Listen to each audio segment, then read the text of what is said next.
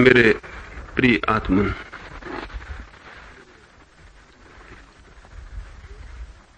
प्रभु के मंदिर के दूसरे द्वार पर आज बात करनी है।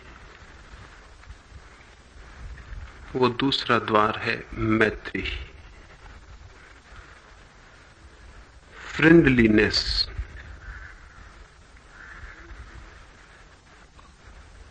करुणा है पहला द्वार, मैत्री है दूसरा द्वार। करुणा है वर्षा के दिनों में आकाश में छाए हुए बादलों की भांति जो पानी से भरे। मैत्री है उस पानी की भांति जो जमीन पर बरस आता है। आकाश में बादल छाते हैं पानी से भरे हुए, लेकिन पृथ्वी की प्यास उनसे नहीं बुझती। जब तक कि पानी आकाश से पृथ्वी तक उतर ना आए तब तक उसकी प्यास नहीं बुझती। करुणा है हृदय में भरा हुआ बादल, जब तक वो मैत्री बनकर जगत तक पहुंच ना जाए, फैल ना जाए, तब तक पूरे अर्थों में सार्थक नहीं होती।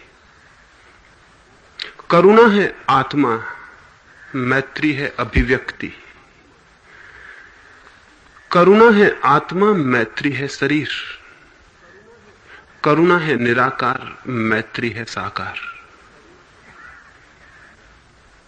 करुणा अब प्रकट है, जब तक वो मैत्री न बन जाए तब तक प्रकट नहीं होती।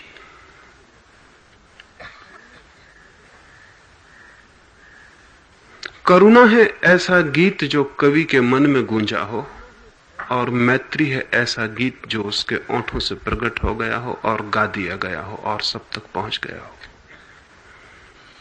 इसलिए मैत्री करुणा के बाद, ठीक से कहें तो मैत्री का अर्थ है सक्रिय करुणा, एक्टिव कंपैशन। जब करुणा सक्रिय हो जाती है तो मैत्री बन जाती है। लेकिन मैत्री का अर्थ मित्रता नहीं है। मैत्री का अर्थ मित्रता नहीं है, फ्रेंडशिप नहीं। मैत्री का अर्थ है फ्रेंडलीनेस। मैत्री का अर्थ है मित्रत्व। और इन दोनों में सबसे पहले फर्क समझ लेना जरूरी है, और ये फर्क बहुत गहरा है। आमतौर से हम समझेंगे कि मैत्री का अर्थ है मित्रता। नहीं, मैत्री का अर्थ मित्रता नहीं, मित्रत्व। इनमें फर्क क्या होगा? मित्रता जब तक रहेगी तब तक शत्रुता भी रहेगी। जिनके कोई मित्र होते हैं उनके शत्रु भी होते हैं। मैत्री का अर्थ है वैर भाव समाप्त हो गया, अब कोई शत्रुता शेष न रही। मित्रता में शत्रुता की गंध बाकी रहेगी, मैत्री में शत्रुता तिरोहित हो गई, अब कोई शत्रुता का सवाल न रहा।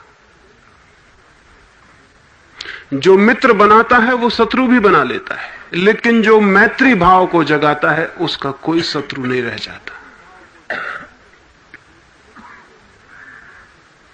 मित्रता में मित्र का गुण और योग्यता महत्वपूर्ण होते हैं। मैत्री भाव में गुणों की, योग्यता की कोई अपेक्षा नहीं।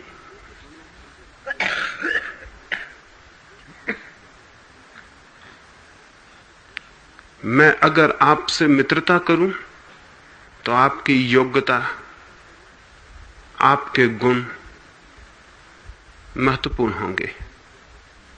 उनको देखकर मित्रता बनेगी। अगर वो गुण मिट जाएंगे तो शत्रुता आ जाएगी।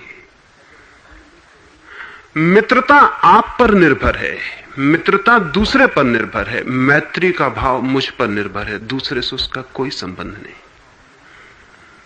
मैत्री मेरी अंतर्भाव दशा है। इसलिए मैत्री को मैं कह रहा हूं मित्रत्व, फ्रेंडलीनेस, फ्रेंडशिप नहीं। ये मैत्री क्या है? और मैंने कहा कि मैत्री है सक्रिय करुणा। करुणा जब साकार हो उठती है, सगुण हो जाती है। करुणा जब सक्रिय हो उठती है और काम में संलग्न हो जाती है, तब वो मैत्री बनती है। पहले तो करुणा का जन्म होता है हृदय में, उतरती है वो, प्राण बढ़ जाते हैं अनुकंपा से, कंपैशन से, करुणा से, जैसे बादल भर जाते हैं पानी से। फिर बादल बरसते हैं, फिर खाली करते हैं अपने को, उंडेल देते हैं और तब पृथ्वी तक पहुंच पाते हैं। फिर बीज अंकुरित होते हैं, पृथ्वी की प्यास बुझती। करुणा है हृदय में उठा हुआ बादल।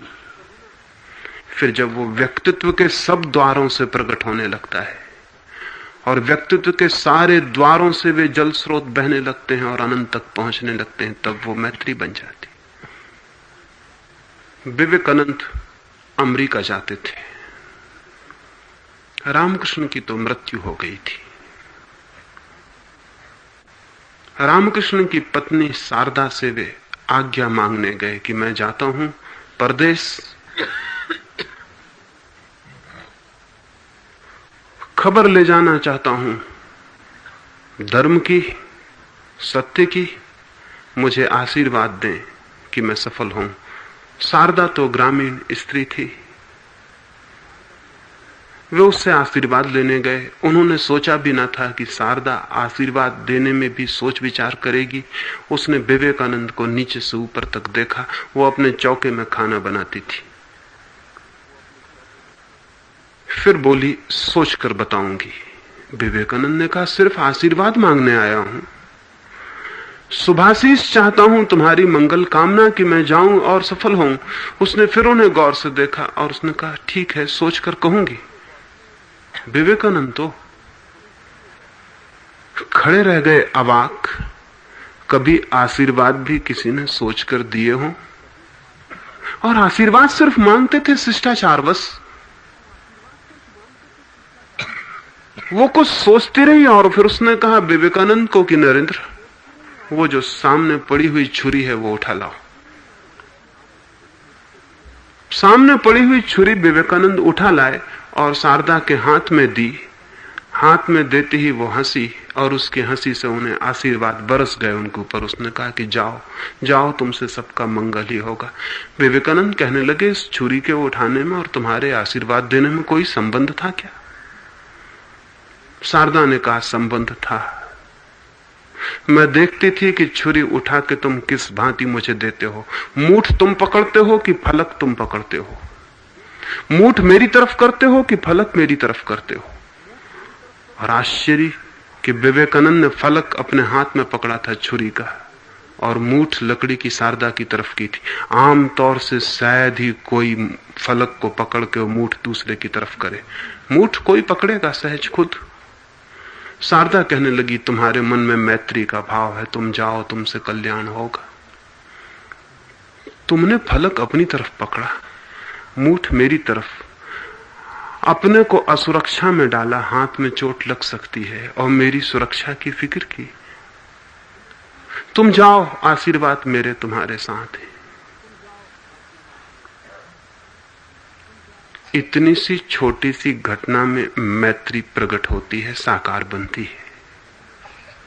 बहुत छोटी सी घटना है। क्या है मूल्य इसका कि क्या पकड़ा आपने, फलक या मूठ?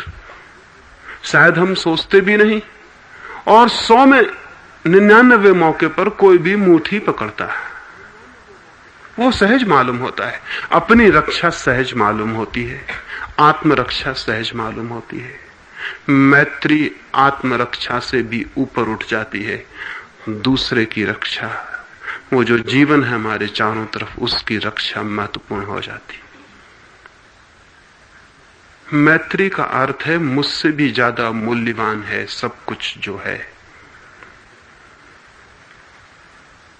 वैर का अर्थ है मैं सबसे ज्यादा मूल्यवान हूं। सारा जगत मिट जाए लेकिन मेरी रक्षा जरूरी है। मैं हूं केंद्र जगत का। वैर भाव का आधार है मैं हूं केंद्र जगत का। वैर भाव इगोसेंट्रिक है, वो अहम केंद्रित है। मैं हूं जगत का केंद्र। सारा जगत चलता है मेरे लिए। सारा जगत मिट जाए लेकिन मैं बचूं। मैत्री का केंद्र मैं नहीं हूं, सर्व है। मैं मिट जाऊं सब बचे, मैं खो जाऊं सब रहे। मैत्री है मंगल की कामना, सर्व मंगल की कामना ही नहीं, सक्रिय। उठूं बैठूं चलूं और मेरा उठना बैठना चलना, मेरा श्वास लेना भी सर्व मंगल के लिए समर्पित हो जाए, तो मनुष्य परमात्मा के दूसरे द्वार में प्रवेश पाता है।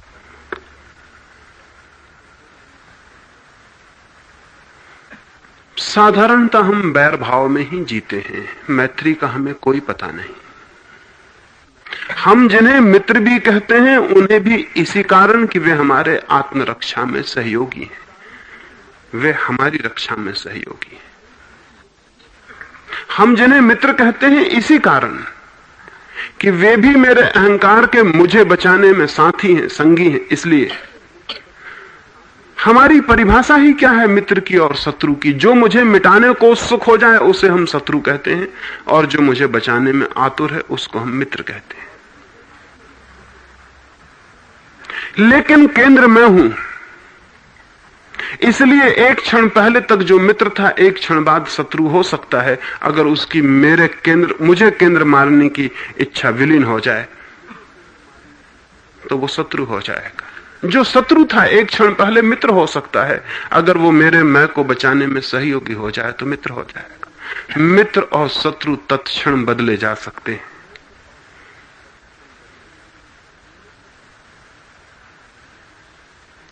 अमेरिका और रूस मित्र थे हिटलर के खिलाफ, क्योंकि तब वे एक दूसरे को बचाने में सहयोगी थे। अब वे शत्रु हैं क्योंकि अब वे एक दूसरे को बचाने में सहयोगी नहीं। कल वे फिर मित्र हो सकते हैं चीन के खिलाफ, तब वे फिर एक दूसरे को बचाने में सहयोगी हो जाएंगे। जो मुझे बचाता है वो मित्र है, जो मुझे मिटाना चाहता है वो शत्रु है। और हम सब इसी भाव में जीते हैं कि मैं बचूं, मैं बचूं, मैं बचूं। और स्वयं को बचाने में सारा जगत मुझे शत्रु जैसा मालूम पड़ता है, क्योंकि प्रत्येक चीज ऐसा लगती है कि डुबा देगी, मिटा देगी। वैर भाव में जीने वाला सदा भय में जीता है, फियर में जीता है। जो मैत्री को उपलब्ध होते हैं वे ही फियरलेसनेस को, अभय को उपलब्ध होते हैं, क्योंकि फिर मिटाने का सवाल न रहा। वे खुद ही मिट गए, अब उन्हें कोई मिटाएगा कैसे? लाओस से कहता था, धन है वे लोग जो हारे ही हुए हैं, क्योंकि उन्हें कोई हरा नहीं सकता। मैं फिर दोहराता हूं, अद्भुत है ये पंक्ति। लाओस से कहता है, धन है वे लोग जो हारे ही हुए हैं, क्योंकि उन्हें कोई हरा नहीं सकता। धन है वे लोग जो मिट ही गए, क्योंकि अब उन्हें कोई मिटा नहीं सकता। धन है वे लोग जो हैं ही नहीं, क्योंकि अब उनकी कोई मृत्यु संभव नहीं है। हम जितना अपने को बचाते हैं उतना हम अपने को मिटाए जाने के लिए आमंत्रण भेज देते हैं। तूफान आता है हवा का एक, छोटे छोटे वृक्ष झुक जाते हैं, हवाएं निकल जाती हैं, वे फिर खड़े हो जाते हैं और हंसने लगते हैं, उनमें फूल फिर खिलाते हैं, वे फिर हवाओं में नाचने लगते हैं। बड़े वृक्ष, अहंकार से भरे वृक्ष, ऊंचे वृक्ष नहीं झुकने के लिए तैयार नहीं होते। वे टकराते हैं, वे प्रतिरोध करते हैं, वे रेसिस्ट करते हैं, वे तूफान के दुश्मन हो जाते हैं। तूफान के सामने वे अकड़ के खड़े हो जाते हैं। जितनी उनकी तेज अकड़ होती है उतनी ही उनके टूटने की संभावना बढ़ जाती है। जितने वे कड़े होते हैं उतने ही टूटने के लिए मौके बढ़ जाते हैं। उनका कड़ापन, उनके खड़े रहने का भाव, उनकी जिद उनकी मौत बन जाती। और वे छोटे छोटे पौधे जो झुक गए हैं और लेट गए हैं और समर्पित हो गए हैं, जिन्होंने तूफान से शत्रुता नहीं साधी है, जो तूफान के खिलाफ खड़े नहीं हो गए हैं, जिन्होंने तूफान को भी अंगीकार कर लिया है और उसके साथ ही डूब गए हैं और कहा है कि मर्जी, अगर पूरब बहना है तो हम पूरब बहे जाते हैं, अगर पश्चिम झुकना है तो हम पश्चिम झुके जाते हैं। जिन्होंने तूफान के आते ही अपने को झुका लिया है, तूफान उनके ऊपर से निकल जाता है, एक मित्र के प्रेम की तरह वे वापस खड़े हो जाते हैं। उनके झुकने की क्षमता ही उनके जीने की क्षमता बन जाती है। खड़े होने की, अकड़ के खड़े होने की क्षमता मौत की क्षमता है, जीवन की नहीं। शत्रु भाव मृत्यु का आमंत्रण है, मैत्री जीवन का बुलावा है। मैत्री का अर्थ है जिसने ये ख्याल छोड़ दिया कि मुझे मिटाया जा सकता है। असल में जो ये कहता है कि मैं हूं ही नहीं, इसलिए मिटेगा क्या, मिटाएगा कौन, कौन है शत्रु? मैं हूं नहीं तो शत्रु का प्रश्न ना रहा। मैं जब तक हूं तब तक शत्रु है। मैं जब तक हूं और जितना घनीभूत हूं उतना ही घनीभूत शत्रु होगा। मेरा कड़ा होना ही शत्रुता निर्मित करता है। इसलिए जितना अहंकारी व्यक्ति होता है उतने ही शत्रु निर्माण कर लेता है। ये पृथ्वी उसे चारों तरफ से शत्रु मालूम पड़ने लगती।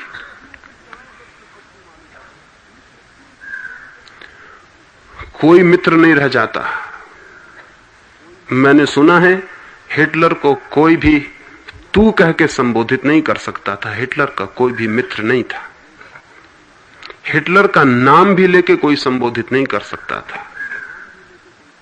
फ्यूहरेर ही कहना पड़ता था।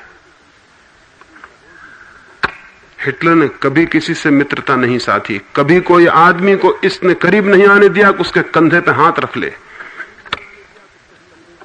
इतना भयभीत था। हिटलर ने विवाह नहीं किया, मरने के आखिरी दिन 2 घंटे पहले विवाह किया। इसलिए विवाह नहीं किया कि विवाह करने का मतलब एक स्त्री इतने निकट आ जाएगी। और जिस आदमी का अहंकार जितना विक्षिप्त है वो किसी को निकट पाने में घबराता है, क्योंकि खतरा हो सकता है, निकट का व्यक्ति नुकसान पहुंचा सकता है। पत्नी को भी इतने निकट नहीं आने देना है किसी स्त्री को कि वो रात एक ही कमरे में सो जाए, खतरा है। रात को उठे और छुरा भौंक दे, जहर पिला दे। तो एक स्त्री उसे 12 वर्षों से प्रेम करती थी और वो उसे टालता रहा। वो कहता रहा कि रुको, अभी समय नहीं आया कि मैं विवाह करूं। जिस दिन बर्लिन पर बम गिरने लगे और हिटलर के मकान के सामने तोपें दुश्मन की आ गईं और हिटलर की खिड़कियों से आके गोलियां टकराने लगी, तब हिटलर ने खबर भेजी उस औरत को कि तू जल्दी आजा, हम विवाह कर लें। और आप हैरान होंगे, बिना किसी साक्षी के एक पादरी को जल्दी जबरदस्ती चर्च से नींद से उठवा के बुलाया गया। 2-4 मित्रों के बीच एक नीचे के तलघर में जल्दी से शादी हो गई और 1 घंटे बाद दोनों ने जहर खा के गोली मार ली, पति पत्नी दोनों ने। जब मौत बिल्कुल करीब ही आ गई तब उसने सोचा कि अब कोई फिक्र नहीं है, अब किसी को पास लिया जा सकता है।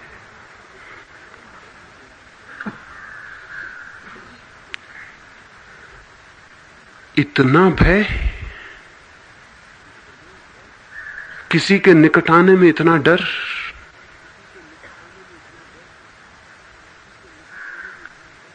जितना अहंकार प्रबल होगा उतना ही सारा जगत शत्रु मालूम पड़ने लगता है। जितना व्यक्ति विनम्र होगा उतना ही सारे जगत के प्रति मैत्री की धाराएं बहने लगती हैं। मैत्री का अर्थ है निरअहंकारिता, ईगोलेसनेस।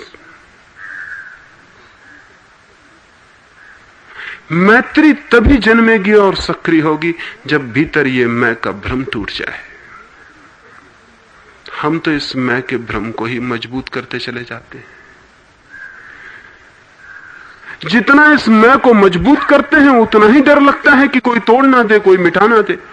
तो उतनी ही हम दीवार खड़ी करते हैं, उतना ही दूसरे को दूर करते हैं, निकट नहीं आने देते हैं।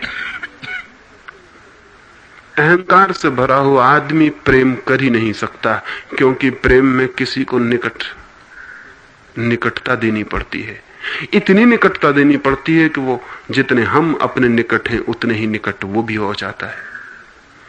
इसलिए अहंकारी प्रेम से भागता है और डरता है,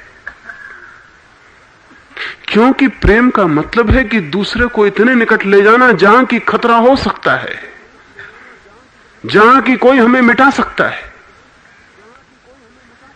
इसलिए अहंकारी प्रेम से बचता है। और अगर प्रेम जैसी घटना भी उसके जीवन में घटती है तो वो घटना ऐसी होती है कि जैसे एक आदमी लोहे के खोल में खड़ा हो जाए और थोड़ा सा एक छेद बना ले, उसमें से हाथ निकाले और दूसरे से थोड़ा हाथ मिलाए और फिर भीतर कर ले। बस ऐसा ही प्रेम है हमारा। अपनी लोहे कवच को हम हमेशा तैयार रखते हैं कि हम उस खोल में, जैसे कछुआ जल्दी से अपनी खोल में सब सिकुड़ के अंदर हो जाता है, थोड़ा सा बाहर निकलता है, जरा ही भय और अपनी खोल में वापस हो गया। हम सब भी अपने आसपास लोहे के खोल बनाए हुए थोड़ा सा निकलते हैं प्रेम के लिए, जरा सा झांकते हैं कि अच्छा मेरा बेटा आ रहा है, अच्छा मेरी पत्नी आ रही, थोड़ा सा निकलते हैं डरे डरे और चौंके हुए हैं कि कोई हमला ना हो जाए, और जरा सा भय, जरा सी पत्नी की आंख में दूसरा भाव, और हम कछुए की तरह भीतर सरक गए और अपनी खोल मजबूत कर ली और पूछने लगे क्या मतलब है, क्या बात है। ये जो एक लोह कवच हम भय का बनाए हुए हैं, ये कैसे मैत्री भाव को जन्म देने देगा। ये इतनी सुरक्षा की पागल प्यास, ये इतनी सिक्योरिटी की आकांक्षा कैसे मित्र बनाने देगी। ये कैसे फैलेगा भीतर छिपा हुआ मैत्री की धारा। नहीं, इस लोह कवच को तोड़ देना जरूरी है। ये लोह कवच हमने बनाया इसलिए है कि अपने को बचाना है, और मजा यह है कि हम हैं कहां जिसको बचाना हो। जिसे हम बचाने चले हैं सपना है और एक झूठ, एक सूडो रियलिटी, एक फिक्शन, एक सपना, एक झूठ, एक कल्पना, एक कविता। ये मैं हूं कहां जिसको हम बचाने चले हैं, ये है कहां, इसकी सच्चाई क्या है, इसका अर्थ कितना है। हम सच में अलग हैं इस विराट जगत से, इस जीवन से हमारी कोई भिन्नता है। एक क्षण को भी हम अलग नहीं हैं, विराट के हिस्से हैं।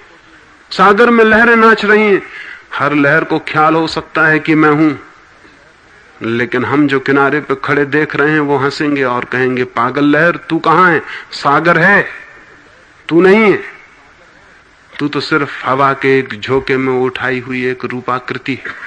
हवा के झोंके में उठाया एक रूप, एक फॉर्म, हवा के झोंके में पैदा हो गया एक नाम, नाम रूप। इससे ज्यादा तू क्या है।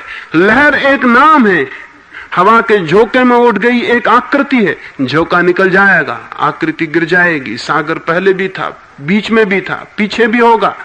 कभी आपने सोचा सागर बिना लहरों के हो सकता है, लेकिन कभी आपने लहर देखी बिना सागर के? लहर बिना सागर की नहीं हो सकती, सागर बिना लहर के हो सकता है। इसलिए सागर है सत्य, लहर है सपना। लहर का अपना कोई अस्तित्व नहीं है।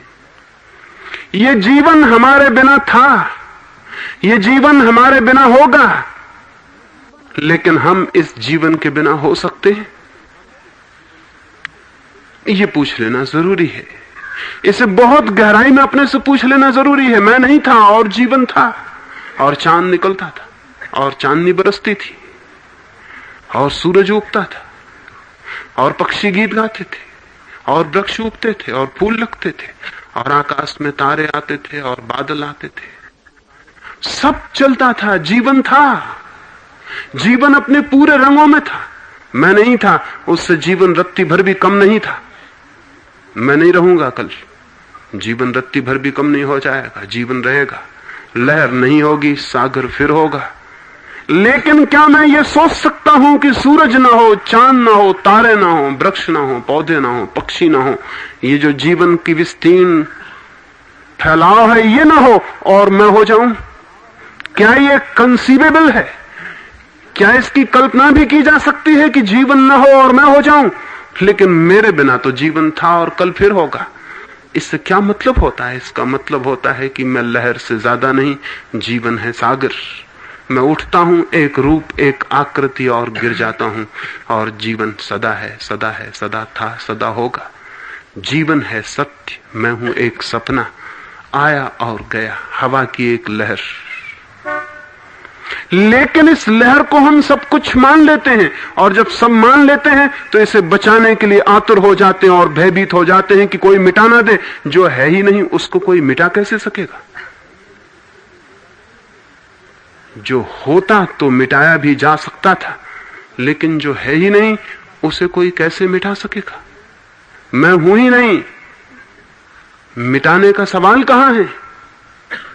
मैं होता तो मिटाया भी जा सकता था, मैं हूं नहीं। ये जितनी गहरी प्रतीति होती है कि मैं हूं नहीं, उतने ही जीवन से शत्रुता गिर जाती है, क्योंकि फिर कोई मिटाने वाला न रहा, कोई मिटाने की संभावना न रही, कुछ मिटाया नहीं जा सकता। और मैंने कहा कि मैं हूं नहीं तो मिटाया क्या जा सकेगा? और मैंने कहा कि अगर मैं होता तो मिटाया भी जा सकता था, लेकिन और थोड़ी गहराई समझ की बढ़ेगी तो पता चलेगा कि जो है उसे तो मिटाया कैसे जा सकता है। जो है वो है, उसे कैसे मिटाया जा सकेगा? एक रेत के छोटे से कण को भी तो नहीं मिटाया जा सकता। जो है, जो एग्जिस्टेंस है, जो अस्तित्व है, उसे कैसे मिटाया जा सकता है? जो नहीं है उसे नहीं मिटाया जा सकता, जो है उसे नहीं मिटाया जा सकता। जो दोनों के बीच में है केवल सपना है, वही बनता और मिटता है। जो न है और न नहीं है।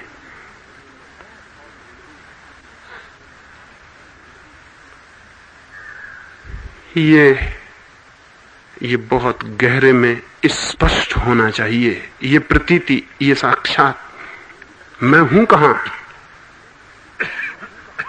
मेरा होना क्या है? और जिस दिन ये स्पष्ट हो जाएगा कि मैं नहीं हूं, उस दिन कैसी शत्रुता, कैसा वैर। उस दिन कौन है जो शत्रु है, कौन है जो बुरा है, कौन है जिससे मैं भयभीत हो जाऊं, कौन है जिससे मैं डरूं, कौन है जिससे मैं बचूं? कौन सा है तूफान जिसके खिलाफ मुझे खड़े हो जाना है और लड़ना है? नहीं नहीं, मैं ही हूं। अगर मैं नहीं हूं तो फिर जो कुछ है वो सब मैं ही हूं। तूफान भी मैं ही हूं, वो जो मिटाने चला आ रहा है वो भी मैं ही हूं। गदर के दिनों में 1857 में एक सन्यासी को कुछ अंग्रेजों ने भाला भौंक के मार डाला था। वो सन्यासी 15 वर्षों से मौन था। 15 वर्षों से मौन था। जब उसने मौन लिया था तो उसने कहा था कभी जरूरत होगी तो बोलूंगा। फिर 15 वर्ष तक कोई जरूरत न पड़ी और वो नहीं बोला। अंग्रेजों की एक छावनी के पास से वो निकलता था। उन्होंने ये समझ के कि कोई भेदिया, कोई जासूस, कोई सीआईडी, रात अंधेरी थी और वो वहां से निकल रहा था। वो था अपनी मौज का आदमी। कहां रात थी उसे, कहां दिन था। जब आंख खुल जाती थी तो दिन था, जब आंख बंद हो जाती थी तो रात थी। वो निकल रहा था छावनी के पास से। उसको पहरेदारों ने रोक लिया और पूछने लगे कौन हो तुम? तो वो हंसने लगा। वो हंसने लगा। उसकी हंसी देखकर वो पहरेदार संदिग्ध हुए। पूछने लगे जोर से कि बोलो कौन हो तुम? लेकिन वो तो था मौन। बोलता क्या? और अगर बोलता भी होता तो भी क्या बोलता? कौन है आप? तब भी तो सन्नाटा छा जाता। तो वो हंसने लगा, लेकिन उसकी हंसी को तो गलत समझा गया। हंसी को हमेशा ही गलत समझा जाता है।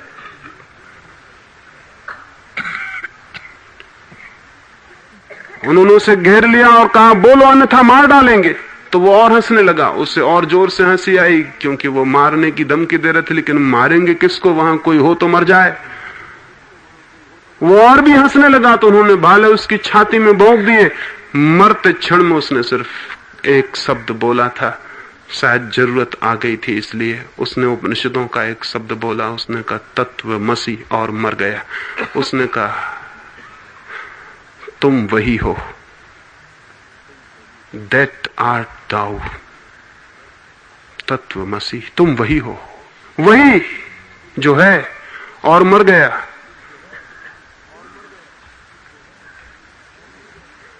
तुम वही हो जो मैं हूं, तुम वही हो जो है। जिस दिन पता चलता है कि मैं नहीं हूं, उसी दिन पता चलता है कि सभी कुछ मैं हूं। जब तक मैं हूं तब तक सब और मेरे बीच एक फासला है। जिस दिन मैं नहीं हूं, जिस दिन लहर नहीं है, उस दिन पड़ोस की लहर और दूर की लहर सब वही हो गई, सारा सागर वही हो गया। जरूरत आ गई थी तो उसने कहा था तुम भी वही हो। बड़ी अद्भुत बात कही थी मरते क्षण में कि तुम भी वही हो। जो आदमी जीवन में ही ये कह देता है कि तुम भी वही हो, वो मैत्री भाव को उपलब्ध हो जाता है। मैत्री भाव का अर्थ है कि कोई दूसरा नहीं है, और दूसरा तब तक रहेगा जब तक मैं हूं, क्योंकि दूसरा सिर्फ मेरे मैं की रिएक्शन है, उसकी प्रतिक्रिया है। जब तक मैं हूं तब तक तू है। जिस दिन मैं नहीं हूं उस दिन कोई तू ना रहा। जिस दिन कोई तू ना रहा, उस दिन जो भाव जन्मेगा उस भाव का नाम है मैत्री, उसका नाम है फ्रेंडलीनेस। और जब कोई पराया ना रहा, जब कोई अन्य ना रहा, दी अदर, वो दूसरा ना रहा, तब मैं किस तरह जीऊंगा? तब मैं किस तरह जीऊंगा? तब किसी रोते हुए आदमी के आंसू क्या मेरे आंसू नहीं हो जाएंगे? तब किसी आदमी की हंसती हुई मुस्कुराहट क्या मेरी मुस्कुराहट नहीं हो जाएगी? तब खिला हुआ फूल क्या मेरी खिली हुई आत्मा नहीं हो जाएगी? तब सागर की गरजती हुई लहरें क्या मेरा गर्जन न बन जाएंगी? जब मैं नहीं हूं और तू नहीं है, तो फिर जो रह गया वो सब एक है। और तब सक्रिय होती है करुणा। जब एक ही शेष रह गया, तब जो सक्रियता जीवन में पैदा होती है। तब मैं जो करता हूं, तब वो सभी कुछ मैत्रीपूर्ण है। तब जो भी मैं हूं, मेरा उठना बैठना, मेरा श्वास, वो सभी मैत्रीपूर्ण है। तब जीवन के सारे दुख मेरे हैं और सारे सुख भी। तब जीवन के सारे आंसू मेरे हैं और सारी मुस्कुराहटें भी। तब जीवन और मैं एक हूं। वैसा जो तादात्म्य है, वैसा जो अद्वैत भाव है, उस अद्वैत भाव का नाम है मैत्री। इसलिए मैत्री दूसरा द्वार है। कैसे पहुंचेंगे इस मैत्री के जगत तक? कैसे उठेंगे इस मित्रत्व में? कैसे उठेंगे इस एकता में? कैसे ये अद्वैत फलित होगा? कैसे तोड़ेंगे अपने को? तीन बातें ध्यान में रहें तो ये टूटना हो सकता है। पहली बात, इस बात की अथक खोज चाहिए कि मैं हूं। इस बात की अथक खोज चाहिए मैं हूं। मेरा कोई अलग होना है। मैं कोई अलग थलग, कोई जीवन से टूटा हुआ कोई खंड, कोई पृथकता है कहीं मेरे होने में, या कि एक अपृथक अस्तित्व है, एक इंटीग्रेटेड एग्जिस्टेंस है। मैं श्वास ले रहा हूं, लेकिन श्वास तो मेरी नहीं है। ये जो चारों तरफ भरा हुआ श्वास का सागर है, ये जो हवाएं हैं, उनसे श्वास मुझ तक आती है और जाती। अगर हवाएं बंद हो जाएं, इनकार कर दें कि बस बहुत हो गया, अब नहीं आदमियों से संबंध रखना है, तो मैं और आप तत्क्षण यहीं शून्य हो जाएंगे, जीवन विलीन हो जाएगा। सूरज की किरणें आ रही हैं, बहुत लंबी यात्रा करके हम तक आती हैं, कोई 8-9 करोड़ मील दूर से। सूरज तय कर ले कि बस हो जाओ ठंडे, बहुत दिन हो गया, और ठंडा हो जाए वहीं अभी, तो हमें पता भी नहीं चलेगा कि सूरज ठंडा हो गया, क्योंकि उसके ठंडे होते ही हम भी ठंडे हो जाएंगे। वो जो ये दूर से आती हुई किरणें यहां गिर रही हैं आपके ऊपर, ये 9 करोड़ मील दूर से जीवन बरस रहा है। 9 करोड़ मील दूर से जीवन के सूत्र और धागे बंधे हैं। ये किरणें धागे हैं जीवन के। ये किरणें बंद और हम समाप्त। लेकिन हम कहे चले जाते हैं कि मैं हूं। नहीं, मैं नहीं हूं। हवाएं हैं, सूरज है, पृथ्वी है, सब कुछ है। मैं कहां हूं?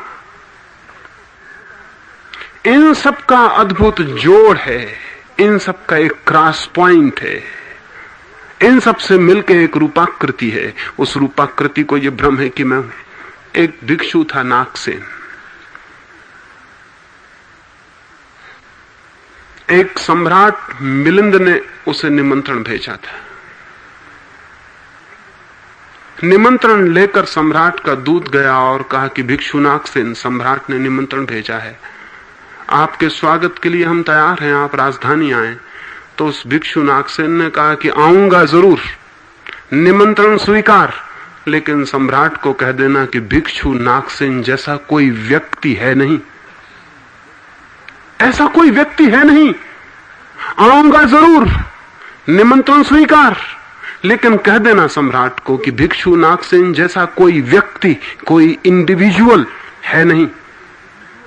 राजदूत तो चौंका, फिर आएगा कौन, फिर निमंत्रण किसको स्वीकार है? लेकिन कुछ कहना उसने उचित न समझा, जाके निवेदन कर दिया सम्राट को। सम्राट भी हैरान हुआ, लेकिन प्रतीक्षा करें, आएगा भिक्षु तो पूछ लेंगे कि क्या था उसका अर्थ। फिर भिक्षु को लेने रथ चला गया। फिर स्वर्ण रथ पर बैठकर वो भिक्षु चला आया। वो कमजोर भिक्षु न रहा होगा कि कहता कि नहीं सोने को हम न छुएंगे। कमजोर भिक्षु होता तो कहता कि नहीं सोने को हम न छुएंगे। सोना तो मिट्टी है, लेकिन बड़ा मजा यह कि सोना को मिट्टी भी कहता है और छूने में डरता भी है। नहीं, वो सचमुच भिक्षु रहा होगा अद्भुत, उसको सोना मिट्टी ही रहा होगा। सो बैठ गया स्वान से वो सोने के रथ पर। लेने वालों ने सोचा भी था कि शायद भिक्षु कहेगा कि सोने का रथ। नहीं, मैं नहीं बैठता। उन्हें पता ना था कि सिर्फ कमजोर भिक्षुओं की आदतें हैं कि सोने का रथ मैं नहीं बैठता। सोने से जिनको बहुत डर है कि कहीं सोना पकड़ ना ले, वो सोने से भागते हैं, भाग सकते हैं। वो बैठ गया रथ पर, चल पड़ा रथ। आ गई राजधानी, सम्राट नगर के द्वार पर लेने आया था। सम्राट ने कहा कि भिक्षु नागसेन स्वागत करते हैं नगर में। वो हंसने लगा। भिक्षु, उसने कहा स्वागत करें, स्वागत स्वीकार, लेकिन भिक्षु नागसेन जैसा कोई है नहीं। सम्राट ने कहा फिर वही बात, हम तो सोचते थे महल तक ले चलें, फिर पूछेंगे, आपने महल के द्वार पर ही बात उठा दी, तो हम पूछ लें कि क्या कहते हैं आप? भिक्षु नागसेन नहीं है तो फिर आप कौन हैं? भिक्षु उतर आया रथ से और कहने लगा कि महाराज ये रथ है। महाराज ने कहा रथ है।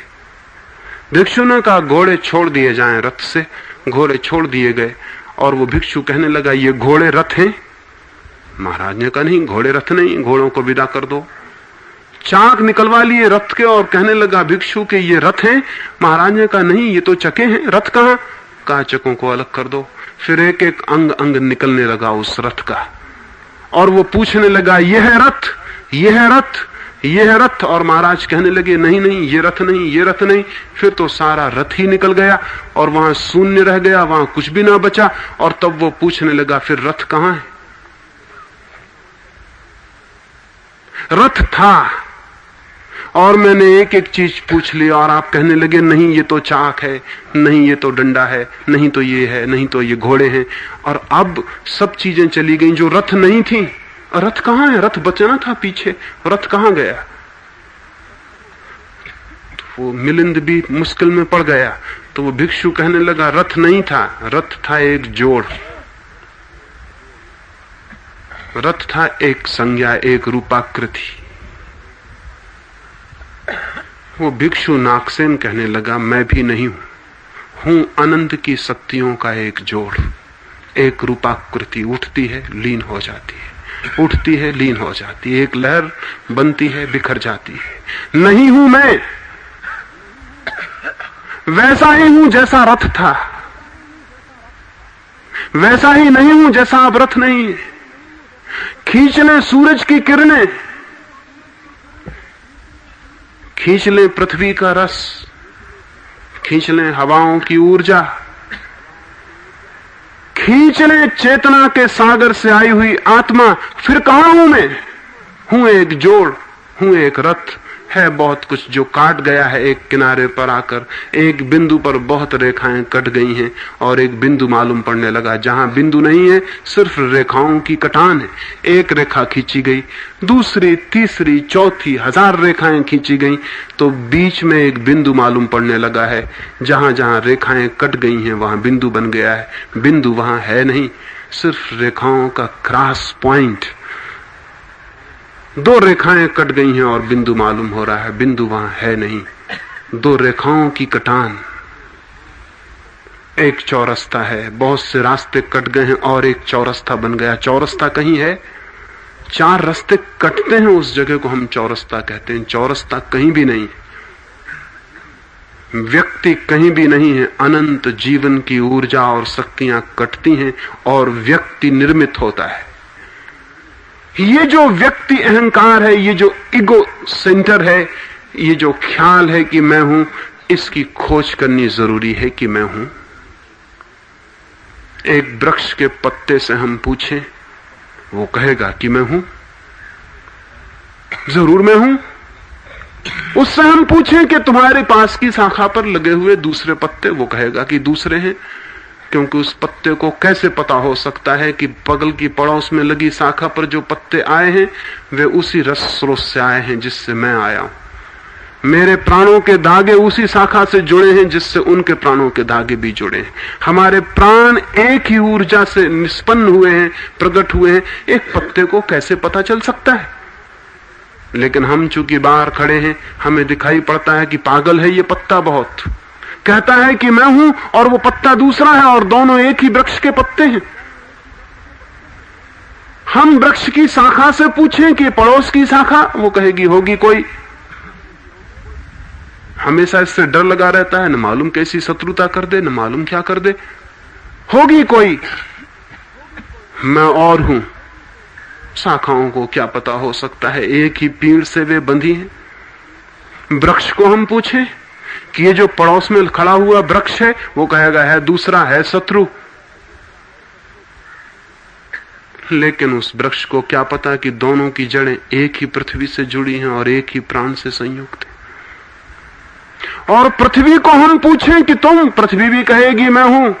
और ये चांद तारे और ग्रह नक्षत्र होंगे दूसरे, लेकिन पृथ्वी को भी कैसे पता हो कि सारे चांद तारे और सारे ग्रह नक्षत्र किसी एक ही जीवन ऊर्जा से संयुक्त।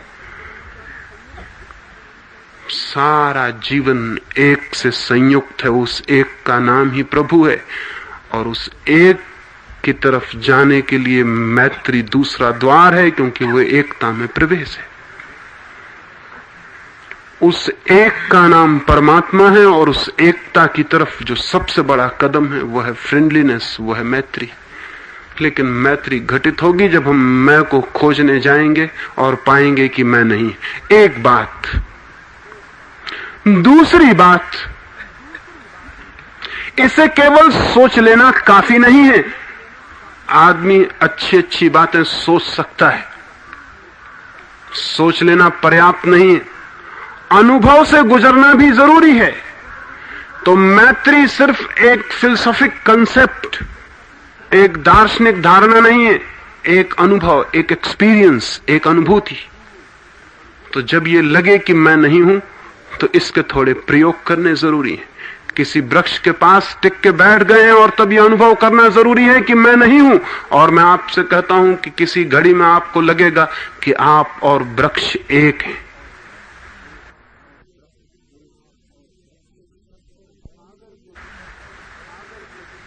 सागर के तट पर बैठ के यह अनुभव करना कि मैं नहीं हूं और एकदम से हैरानी की धारा आएगी एक, और लगेगा कि मैं एक लहर हूं, लहर का गर्जन। किसी फूल के पास बैठ के यह अनुभव करना कि मैं नहीं हूं, और लगेगा कि भीतर तक फूल छा गया, सारी आत्मा पर रह गया फूल और मैं नहीं हूं। किसी व्यक्ति का हाथ हाथ में लेकर अनुभव करना कि मैं नहीं हूं, और पता चलेगा कि दोनों हाथ दो नहीं रहे, जुड़ गए कहीं किसी तल पर और एक रह गया है। विचार के तल पर जानना है कि मैं नहीं हूं, और अनुभव के तल पर अनुभव करना है कि मैं नहीं हूं, ताकि वो जोड़ एक जीवंत प्रतीति बन जाए। जीवन के चारों तरफ के विस्तार में जगह जगह अनुभव करना है कि मैं नहीं हूं। रामकृष्ण दक्षिणेश्वर से एक दिन गंगा पार करते थे। नाव पर बैठ गए, नाव चलने लगी। एकदम जोर जोर से चिल्लाने लगे, मत मारो मुझे, मत मारो मुझे। लोग तो घबरा गए जो पास बैठे थे, 2-4 मित्र साथ थे। वे पूछने लगे कि परमहंस क्या कहते हैं आप, कौन मारता आपको, हम और आपको मारेंगे। और वो हैं कि उनकी आंख से आंसू की धारा बहने लगी और चिल्लाने लगे, नहीं नहीं मत मारो मुझे, मैंने क्या बिगाड़ा। आप भी होते तो घबरा गए होते, वो कहते कि पागल हो गए हैं, कोई मारता नहीं, कोई छूता नहीं, नाव पर 4-6 साथी हैं और वो हैं कि चिल्लाने लगे और आंख से आंसू की धारा बहने लगी। और बड़ा आश्चर्य तो यह था कि वो अपनी पीठ पकड़ लिए और कहा कि नहीं मत मारो मत मारो। पीठ को देखी तो कोड़े का निशान है, सारी चमड़ी उखड़ गई। तब पागल कहना मुश्किल हो गया। आंखें उठा के देखा, उस पार जहां नाव जा रही है, एक आदमी को लोग कोड़े मार रहे हैं। उस पार जाके नाव लगी है, उस आदमी के पीठ के पास जाकर देखा, रामकृष्ण और उसकी पीठ पर एक सा निशान आ गया। तब तो बहुत हैरान हुए, रामकृष्ण से पूछने लगे ये क्या हुआ। रामकृष्ण ने कहा कि जब उसे वो मारने लगे, मैं नाव पे चढ़ता था और उन्होंने उसे कोड़ा मारा, फिर मुझे पता नहीं क्या हुआ, बस मेरे भीतर से एकदम उठने लगा, मुझे मत मारो, मुझे मत मारो। इतनी एम्पैथी, इतना तादात्म्य, तो परिणाम ये हो जाएगा, ये परिणाम हो जाएगा। यूरोप में हजारों ईसाई फकीर हुए हैं, आज भी हैं। जिस दिन जीसस को फांसी हुई और जिस दिन उनके हाथ में खीले ठोंके गए, उस दिन शुक्रवार को सैकड़ों फकीर हुए हैं पश्चिम में। आज भी 2-4 लोग हैं कि उस दिन उनके पास हजारों लोगों की भीड़ इकट्ठी हो जाती। उनके दोनों हाथ लिए वो बैठे रहते हैं, आंख बंद किए, और ठीक वक्त पर जब जीसस को सूली हुई थी और हाथ में खीले ठोंके गए थे, उनके हाथ से खून की धाराएं बहनी शुरू हो जाती। बहुत मेडिकल परीक्षण हुआ है इसका, क्योंकि पश्चिम में कोई ऐसे नहीं मान लेता किसी बात को। बहुत चिकित्सकों ने जांच पड़ताल की है कि कोई धोखाधड़ी तो नहीं है, ये हाथ से खून कैसे निकल रहा है, लेकिन कोई धोखाधड़ी नहीं है, हाथ से खून बहने लगता है।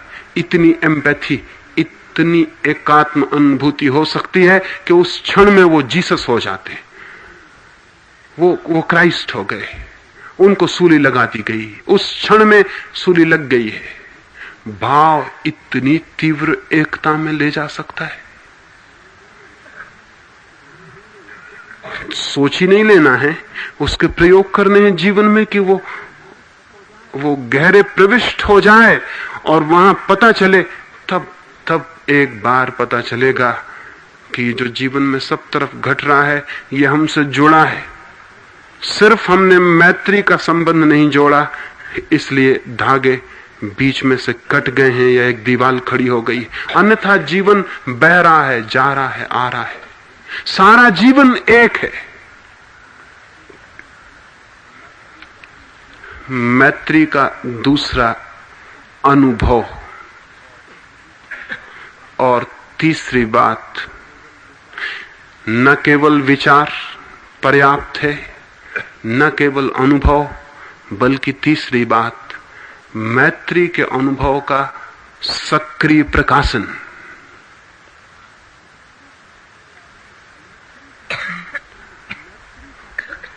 मैत्री का सक्रिय जीवन, उठते बैठते चलते फिरते मैत्री का सक्रिय जीवन। क्या अर्थ मैत्री के सक्रिय जीवन का? धार्मिक जीवन उसी का नाम है।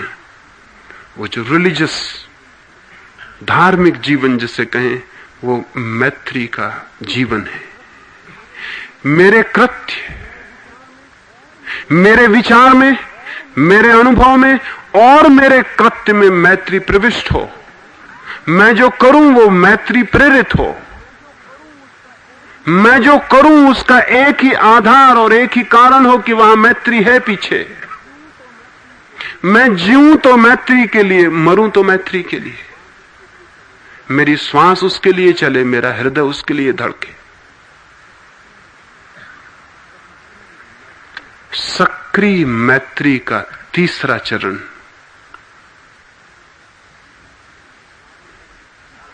चारों तरफ जीवन में कितना दुख है, कितनी पीड़ा है, कितनी चिंता है। चारों तरफ जीवन कितना कुरूप है, चारों तरफ जीवन कितना विकलांग है, चारों तरफ जीवन कितना पक्षाघात से घिरा है, चारों तरफ कितने घाव हैं, चारों तरफ कितनी पीड़ा का विस्तार है। मेरी मैत्री सक्रिय होना चाहिए। एक छोटा सा घाव भी भर सकूं, एक छोटी सी पीड़ा दूर कर सकूं, एक छोटा सा कांटा किसी रास्ते से उठा सकूं, किसी मार्ग से एक पत्थर हटा सकूं, किसी के जीवन में एक सीढ़ी बना सकूं। कुछ भी जो मैं कर सकूं चारों तरफ के जीवन के लिए, मैत्री मेरी सक्रिय होनी चाहिए। तो मुझे मैत्री का उन तीनों आयामों में पूरा का पूरा, उनकी तीनों डायमेंशन में, मैत्री की ऊंचाई में, गहराई में, चौड़ाई में मेरा अनुभव होगा। विचार में, अनुभव में, अभिव्यक्ति में।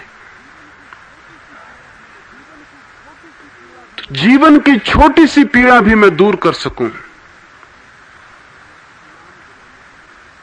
नाम गिनाने की जरूरत नहीं है, हम सब जीवन की पीड़ाएं जानते हैं। चारों तरफ जीवन पीड़ा से भरा हुआ है।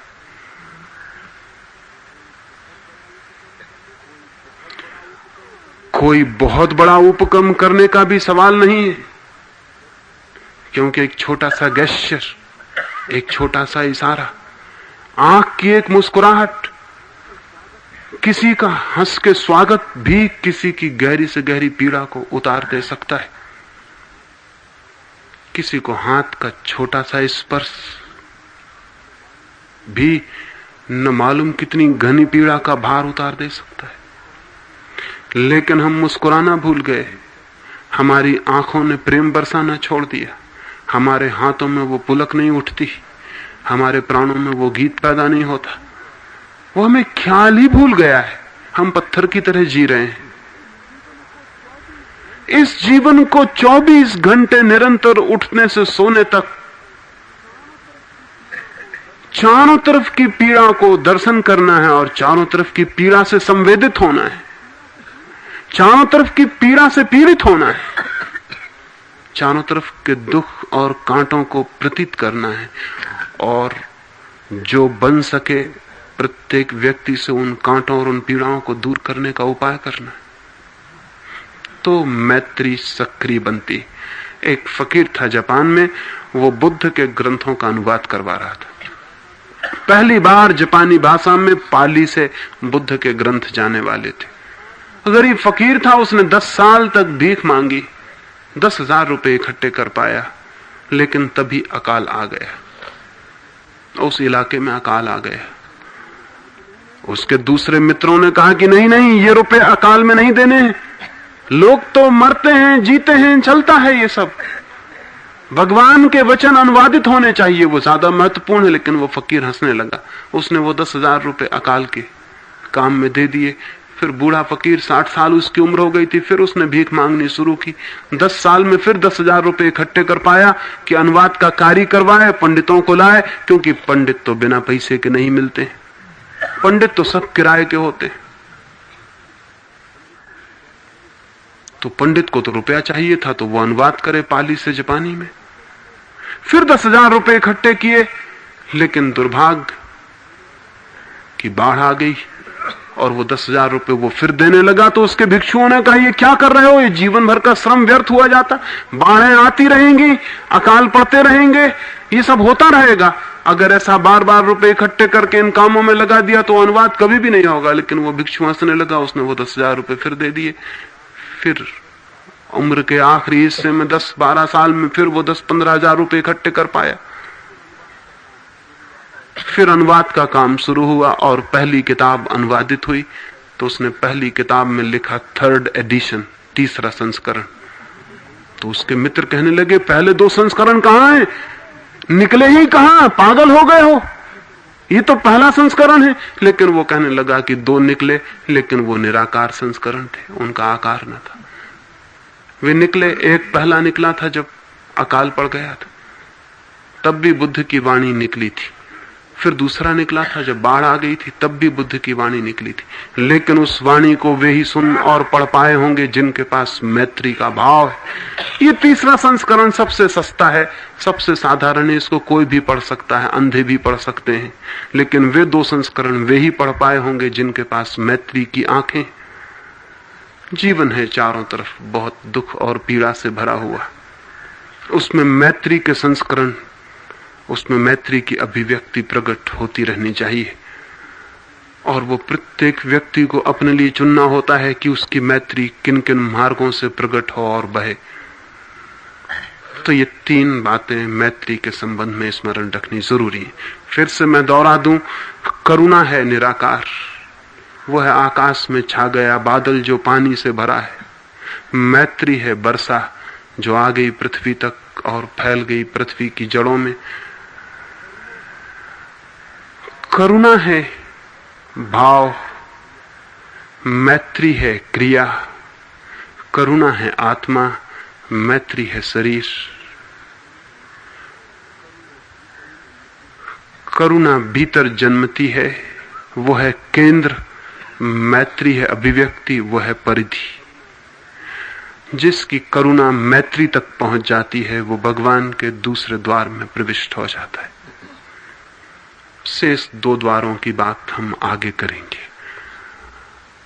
अब सुबह के ध्यान के लिए हमें बैठना है, तो थोड़े थोड़े हम एक दूसरे से फासले पर हो जाएं।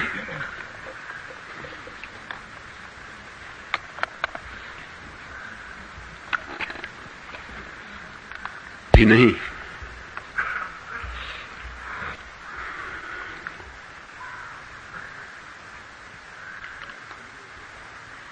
बैठ जाने के बाद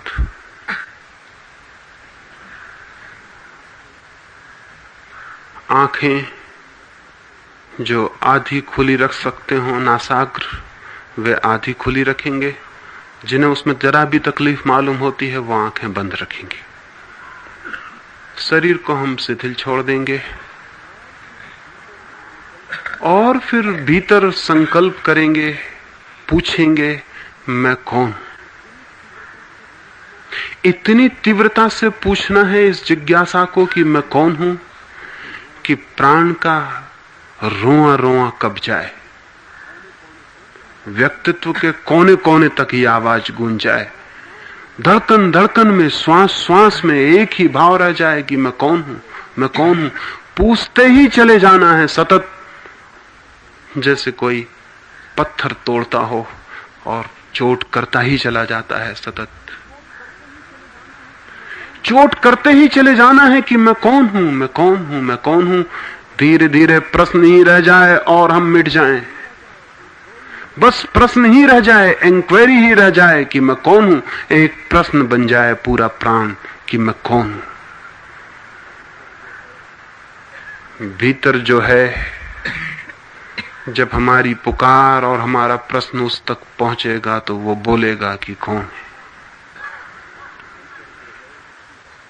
भीतर जो है वो सबके भीतर एक ही है, उस तक हमें प्रश्न को पहुंचा देना है, निवेदन कर देना है। बस हमारा काम इतना काफी है कि हम प्रश्न पहुंचा दें प्राणों की गहराई तक। उत्तर वहां है, वो आएगा, वो अपने से आएगा।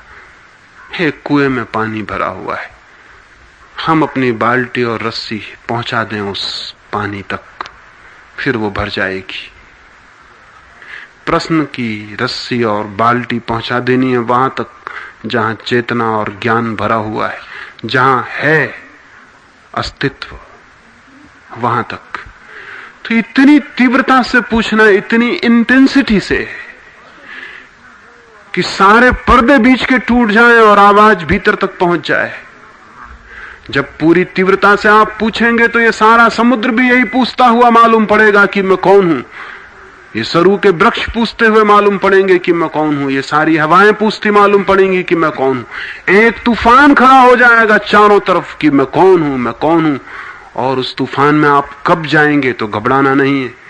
आंसू बहने लगे तो घबराना नहीं है। रोना आ जाए तो घबराना नहीं है। गिर पड़े तो घबराना नहीं है। पूछते ही चले जाना है तीव्रता से। जितना मैं पूछ सकता हूं पूछते चले जाना है। निश्चित ही इस पूछने में ही एक अद्भुत शांति फलित होने लगेगी। इस तीव्र जिज्ञासा में ही प्राण शांत होने लगेंगे। एक अनुभव में से गुजरना होगा, एक अद्भुत अनुभव में से गुजरना हो सकता है। हम पर निर्भर है कि हम कितनी तीव्रता से पूछते हैं। तो अब हम बैठ जाएं, आंख आधी खुली रखें या बंद रखें, शरीर को ढीला छोड़ दें।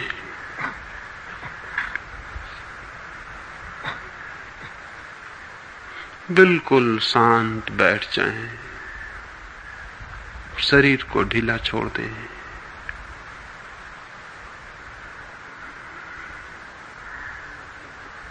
और पूछें अपने भीतर, मैं कौन हूं।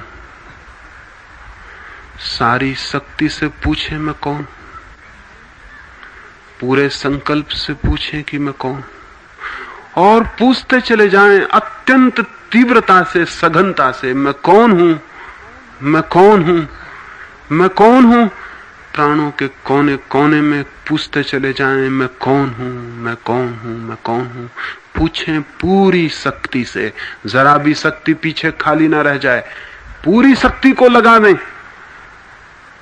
और पूछें मैं कौन हूं, मैं कौन हूं। कब जाए पूरा व्यक्तित्व, कब जाए पूरा प्राण, पहुंच जाए भीतर तक ये तीर, मैं कौन हूं। पूछें, शुरू करें, मैं कौन हूं, मैं कौन हूं, मैं कौन हूं, मैं कौन हूं।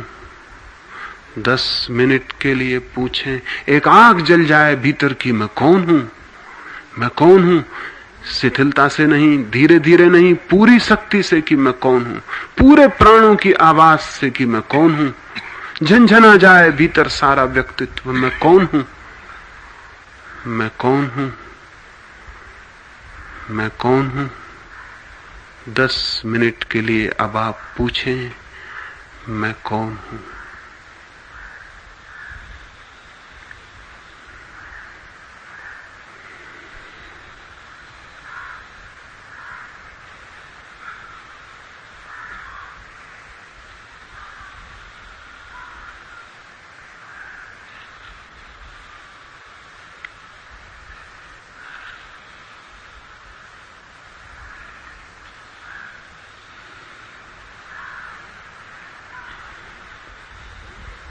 मैं कौन हूं, मैं कौन हूं, मैं कौन हूं। पूरी शक्ति, पूरा संकल्प एक ही बात कहे, मैं कौन हूं।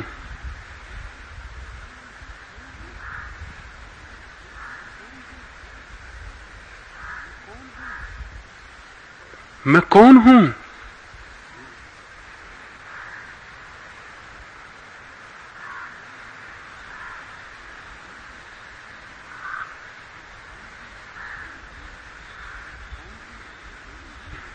मैं कौन हूं?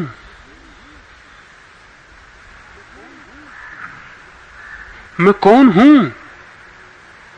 पूरी शक्ति, पूरे प्राण कहें मैं कौन हूं?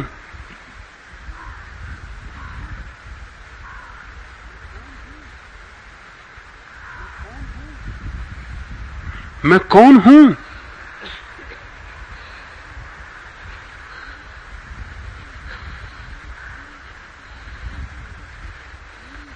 जरा भी शक्ति का हिस्सा पीछे ना बच जाए।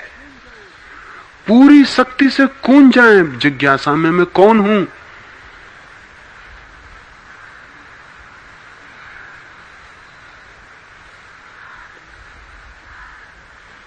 पूछें, पूछें, पूछते चले जाएं, मैं कौन हूं?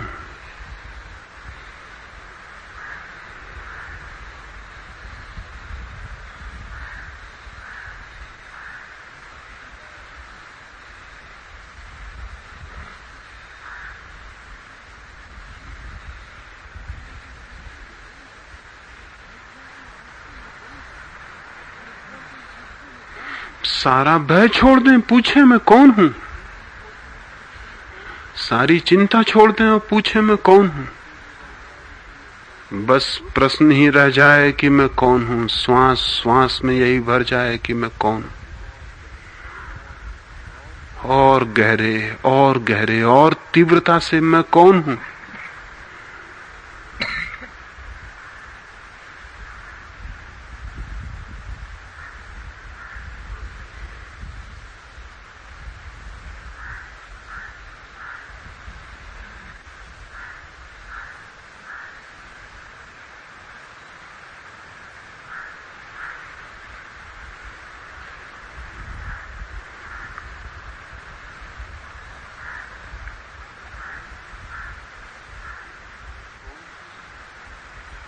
मैं कौन हूं?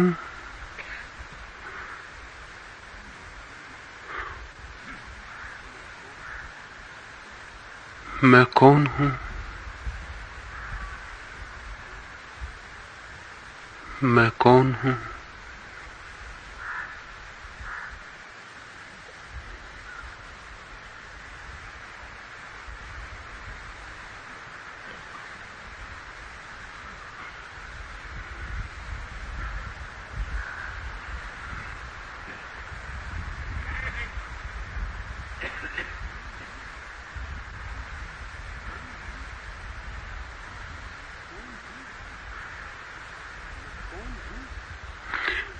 मैं कौन हूं?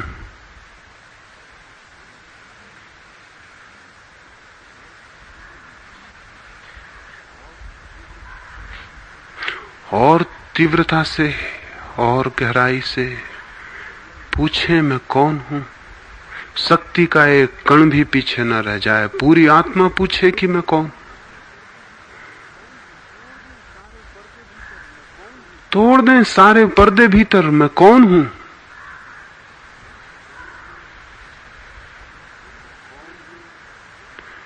मैं कौन हूं? मैं कौन हूं? मैं कौन हूं?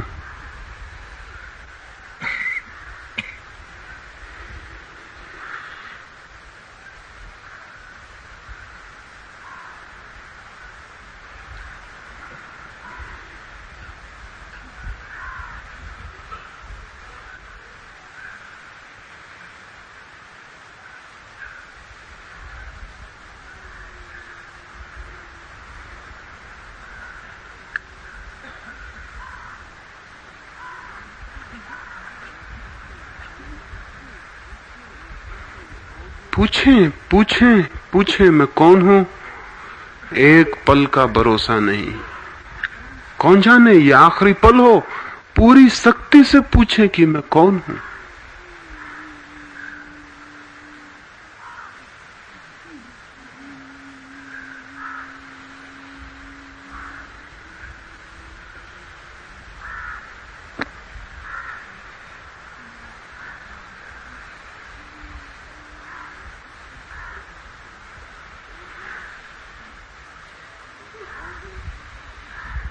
मैं कौन हूं?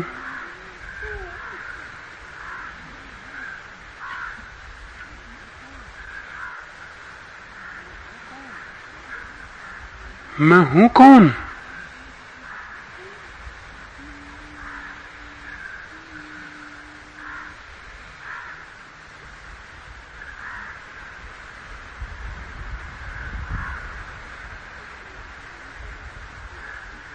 जरा भी चिंता न करें, आंसू बहें, रोना आ जाए, पर पूछते चले जाएं मैं कौन हूं।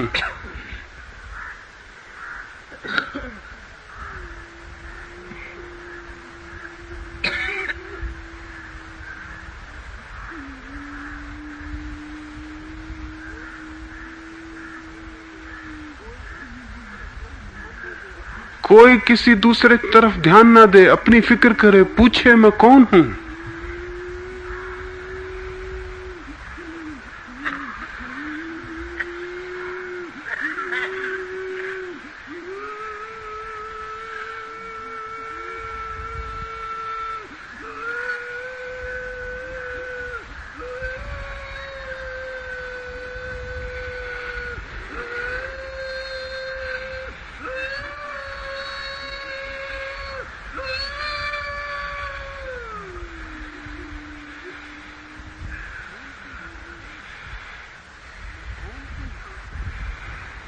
मैं कौन हूं?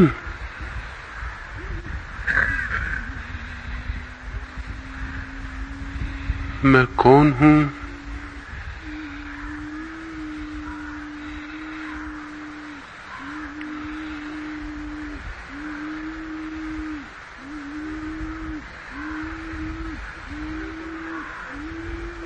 ये कहने को न रह जाए कि मैंने कम पूछा था, पूरी तरह पूछे कि मैं कौन हूं।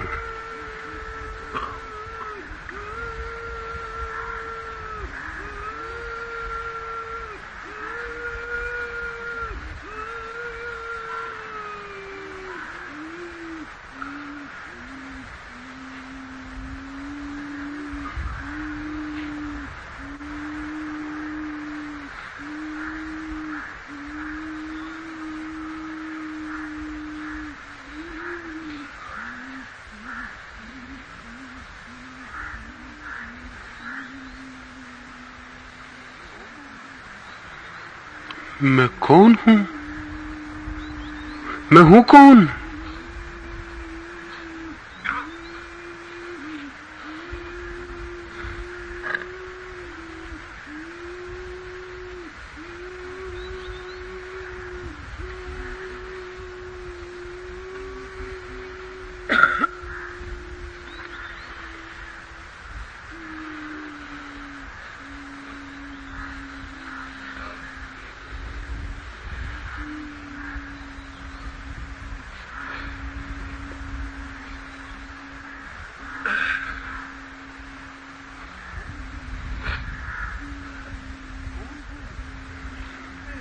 मैं कौन हूं?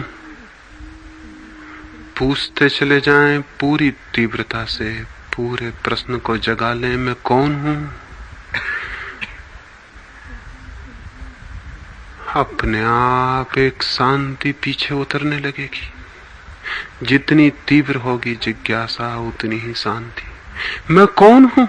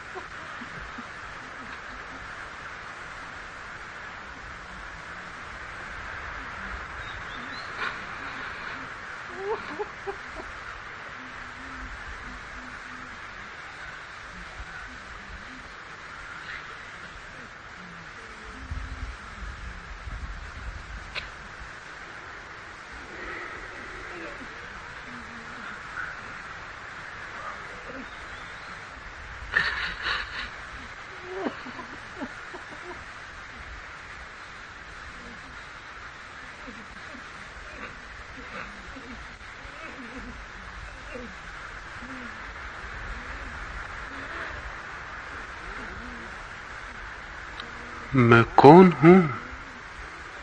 मैं कौन हूं? मैं कौन हूं? पूछते चले जाएं, पूछते चले जाएं।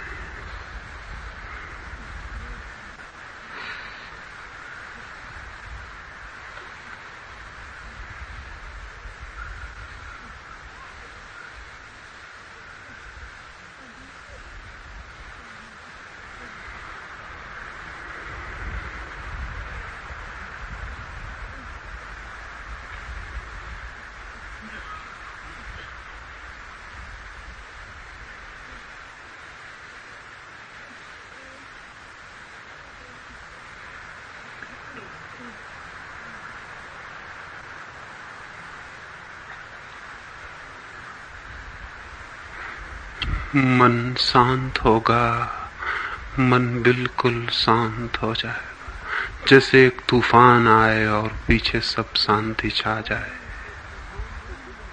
मैं कौन हूं इसके तूफान को गुजर जाने दें। मैं कौन हूं पूछे, मैं कौन हूं, मैं कौन हूं।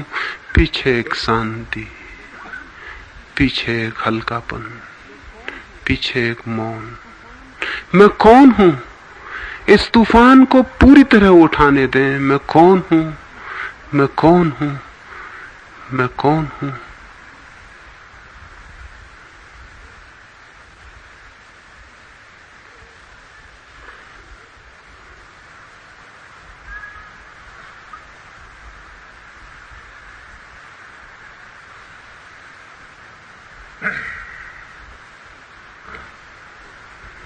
अब धीरे धीरे 2-4 गहरी सांस लें। धीरे धीरे 2-4 गहरी सांस लें। प्रत्येक श्वास के साथ एक अद्भुत शांति अनुभव होगी। धीरे धीरे 2-4 गहरी सांस लें। फिर बहुत आहिस्ता से आंख खोलें। फिर धीरे से आंख खोलें।